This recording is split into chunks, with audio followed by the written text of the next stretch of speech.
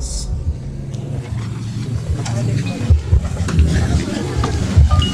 Balik kaya!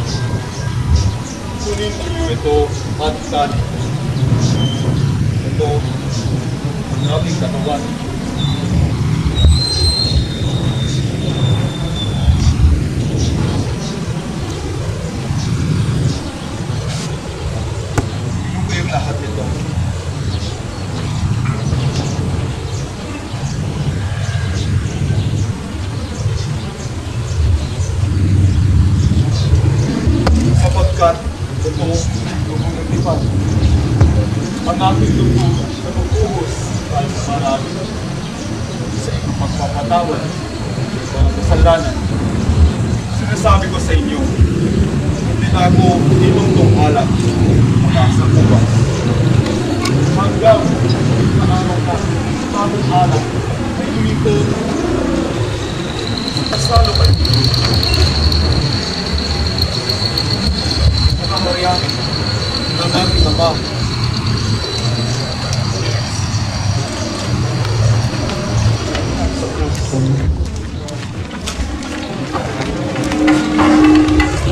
Dito muna kayo.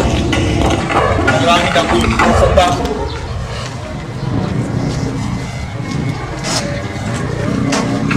Ang puso ko'y higit ng habis.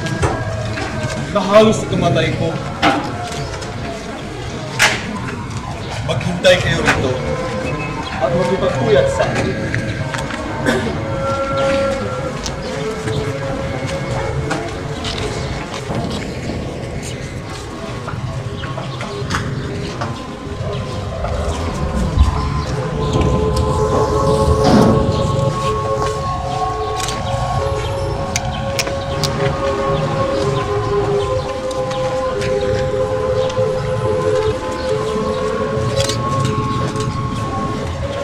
Ama po, kung maaari, ilayo mo sa akin ang sarong na paghihirap na ito. Gayunman, Huwag ang kalooban ko, kundi ang kalooban mo ang mangyari.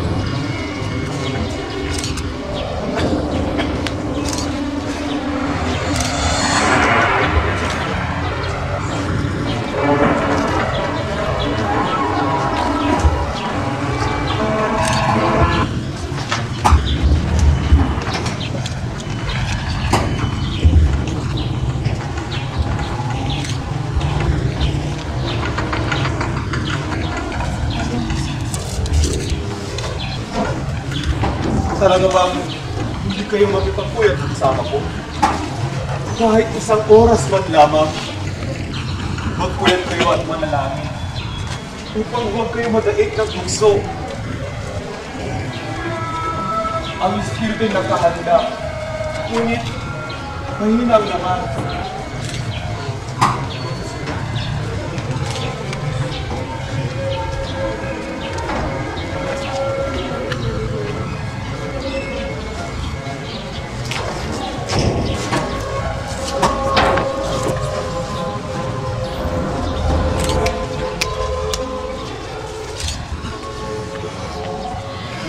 Ama ko!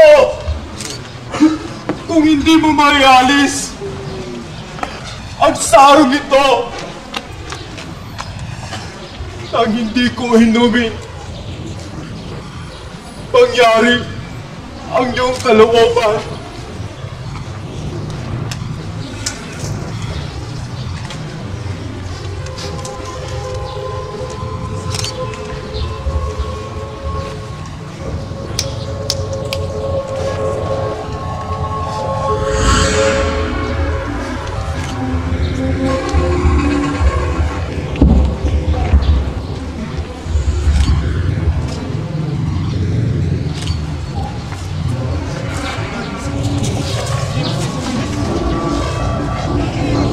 Natutulog pa ba kayo? At nagpapahinga, dumating na ang oras.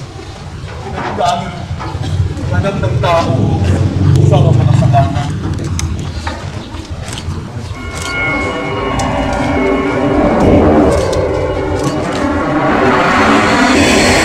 Tayo na.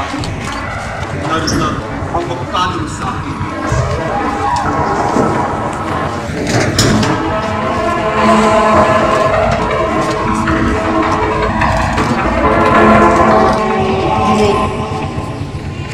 Judas, pinagkal mo ba ang anak ng tao sa pamagitan ng isang halik? Takbo yan! Takbo yan!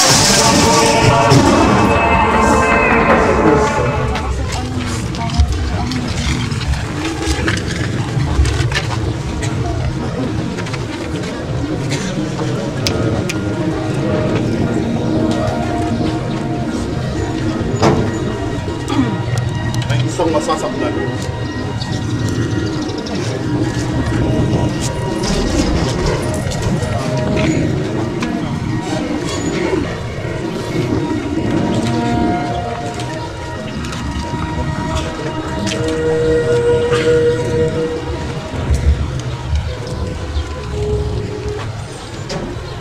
Ano ang sakdal nyo laban sa taong ito? Kung hindi mo siya gumawa ng masama, hindi namin siya dadalhin sa inyo. Dalhin niyo siya sa tulad ayon sa inyong kutusan. Wala po kaming karapatang bumatol ng katatayan.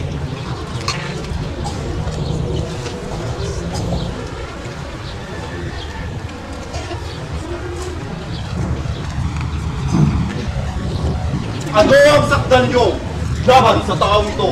Ang taong ito'y nahuli naming nanunulsod sa aming mga kababayan na nagsisig at nagbabawal ng pagbabayad ng buwis sa sasal. At pinapaniwala pa niyo na siya si Kristo sa hari.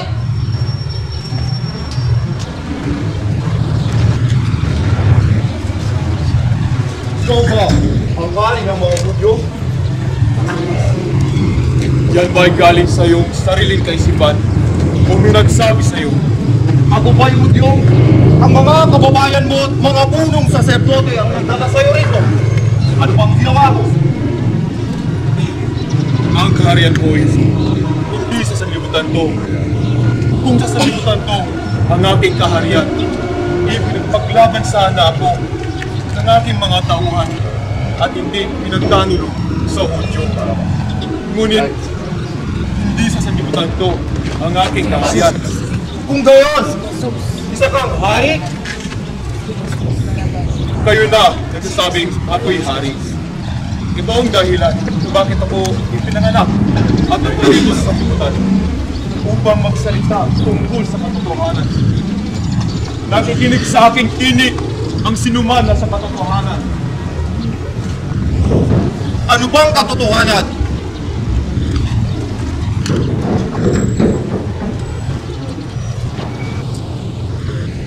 Huwag kang makialam sa taong yan na wala namang kasalanan. Pagkat kagabi, nahirapan ako ng aking panaginip tungkol sa kanya. Wala akong makitang kasalanan sa taong ito. Ngunit, ayon sa inyong kaugalian, dapat akong magpalaya ng bilanggo kung araw ng Paskwa. Ibig ba ninyong palayain ko ang hari ng mga Hudyo? Huwag siya! Kundi si Barabas! Barabas! Palayain mo! Barabas!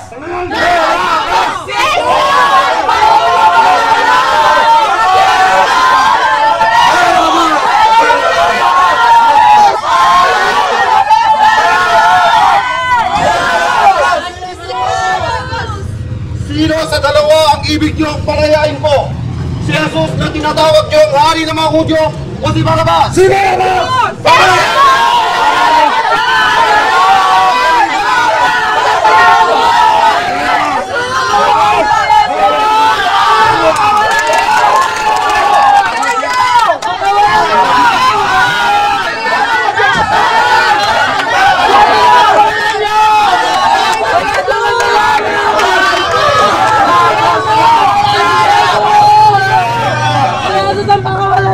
Kung gayon, anong ibig niyong gawin ko sa taong itong tinatawag ng hari ng mga Hudyo? Patayin! Hindi pa ako sa krus!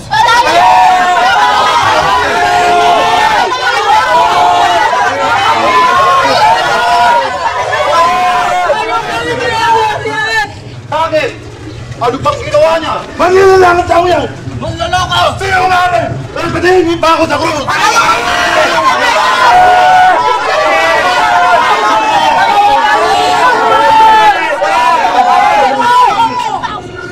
Wala akong pananagutan sa kamatayan ng tao ito! Bahala kayo! Pinananagutan namin at ng aming mga anak ang pagkamatay ng tao yan!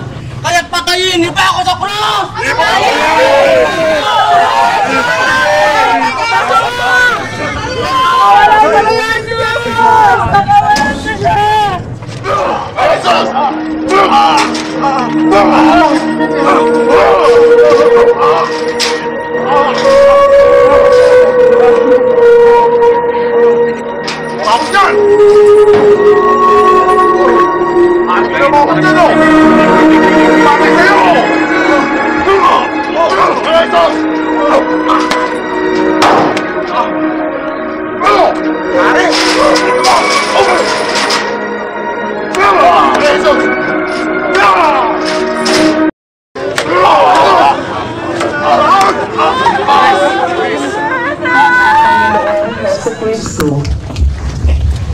Di ba? Ikaw ang gigiba ng templo at magtatayo nito sa loob ng 3 araw.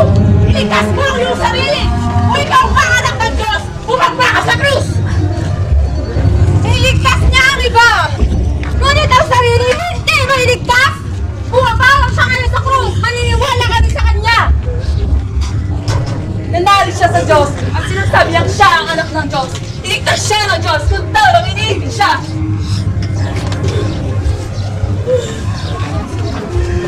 Ama! Patuwal mo sila! Sapagkat hindi sila nalaman sa nilang ginagawa. Hindi ba ikaw ang Mesiyas? Ligtas mo ang iyong sarili. Pati na kami. Hindi ka ba natatakot sa Diyos? Ikaw ba'y pinarusahang sulat niya? Ituwid lamang na tayo parusahan ng ganito dahil sa ating mga ginawa. Ngunit, taong ito'y walang ginagawang masama. Jesus, alalahanin mo ako kapag nakahari ka na. Sinasabi ko sa'yo, ngayon din, isasama kita sa paraiso. Panginoong Heso Kristo.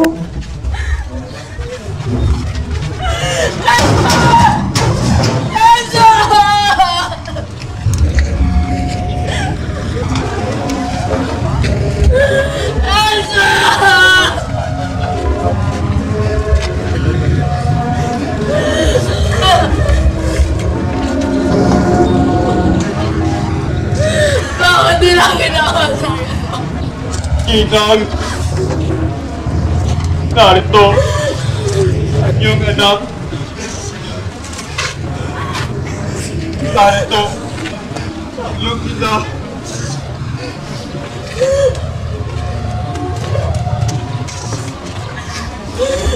Heso Kristo. Aman! Damo! Saan natin? Go! Ito! Huwag natin purihin to! Sapagkat magsama na lang tayo kung kanino may uwi ito! Sige! Oh! Masyadong magkikit-kit kayo wala lang. Ellie! Ellie! Lama! Sa magtani! Diyos ko! Diyos ko! Bakit mo ako pinabayaan? Tingnan mo! Natawag niya si Elias! Oo nga! Tignan natin kung darating si Elias. Upang tulungan siya. Nauuhawak ko!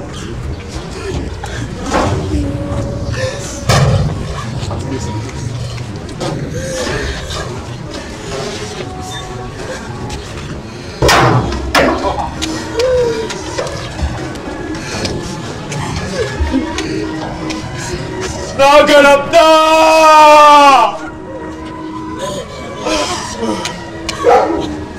Ama! Ipinagtatagubilin ko ang aking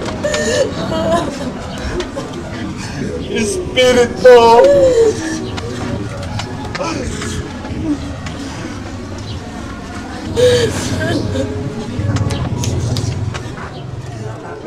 Panginoong Heso Kristo.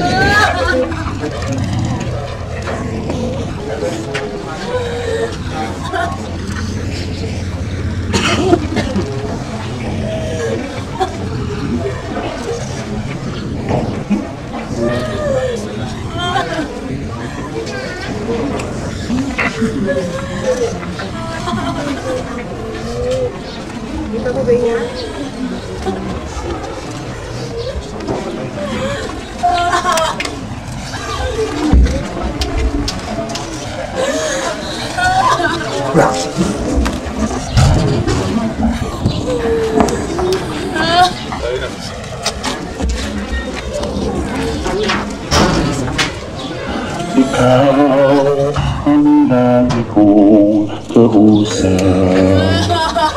Ikaw ang laging nagagawan. Sabay ka ng bawat pangarap. Lakas ng bawat pagsisikap. Ikaw ang tunay na kaibigan. Ginto ang puso't kalooban, ngunit hindi lahat ay mayaman. Nagpiso ang iyong pangalan. Kristo, Kristo, bakit minsan ka lang nakikilala? Kapag nakagamba ng dusa, panganda, pinatawagan pa, sana'y maawa ka. Kristo, Kristo, kulang pa ba ang pag-ibig na dulot mo? Bakit ba ang mundo ngayon pagbulo? Anong dapat gawin? Sabihin, tulungan mo. Ikaw ang lagi kong kausap, ikaw ang laging tinatawan. Gabay, kung bumawat ang